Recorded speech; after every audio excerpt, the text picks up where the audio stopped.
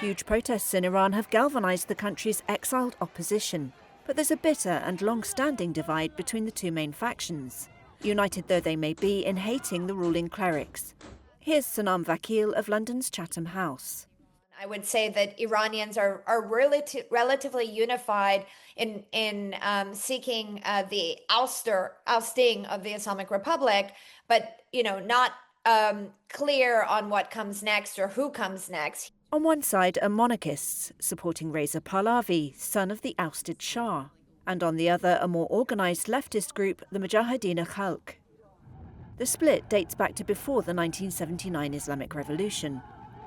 So how popular are they on Iran's streets?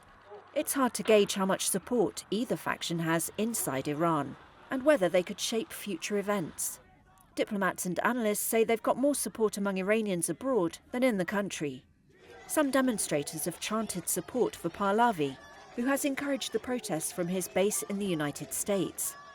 "Do not abandon the streets," he said in a recent address. "My heart is with you. I know that I will soon be by your side." Pahlavi has praised US President Donald Trump's, quote, readiness to help.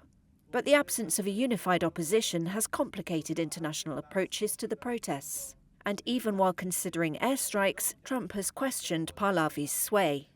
He represents nostalgia of the past. He is an alternative to what they currently have, but might not be the number one choice for people inside Iran. Iran's last Shah, Pahlavi's father, was a close Western ally who framed himself as a modernizer while resisting democratic change. Under him, the gap between rich and poor widened. Iran watchers have mixed views over whether the supportive chants show Pahlavi's importance is growing, or simply reflect the absence of other known opposition figures. The Mujahideen-e-Khalq, or MEK, opposes the Islamic Republic and the Pahlavi monarchy. Its de facto leader is Maryam Rajavi.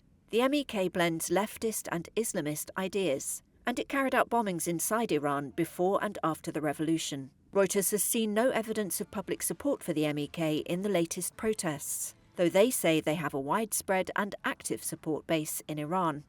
Vakil says no organisation has been built that can bring together Iranians from all walks of life.